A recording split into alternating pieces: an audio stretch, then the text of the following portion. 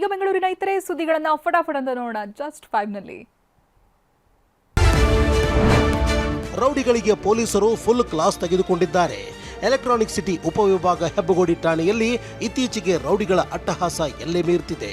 ಹೀಗಾಗಿ ಹೆಬ್ಬಗೋಡಿಯಲ್ಲಿ ರೌಡಿಗಳ ಪರೇಡ್ ನಡೆಯಿತು. ಆಕ್ಟಿವ್ ಇರೋ ರೌಡಿಗಳಿಗೆ ಎಲೆಕ್ಟ್ರಾನಿಕ್ ಸಿಟಿ ಎಸಿಪಿ ಸತೀಶ್ ಮತ್ತು ಇನ್ಸ್ಪೆಕ್ಟರ್ ಸೋಮಶೇಖರ್ ಖಡಕ್ ವಾರ್ನಿಂಗ್ ಮಾಡಿದ್ರು. 95 ರೌಡಿಗಳ ಪೈಕಿ 46 ರೌಡಿಗಳು ಪರೇಡ್ಗೆ ಬಂದಿದ್ರು.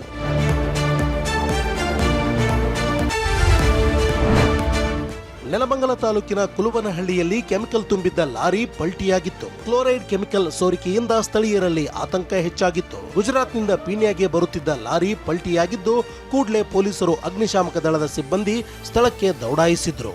ಲಾರಿ ಪಲ್ಟಿಯಿಂದ ತುಮಕೂರು ಬೆಂಗಳೂರು ರಾಷ್ಟ್ರೀಯ ಹೆದ್ದಾರಿಯಲ್ಲಿ 1 ಕಿಲೋಮೀಟರ್ ಟ್ರಾಫಿಕ್ ಜಾಮ್ ಉಂಟಾಗಿತ್ತು.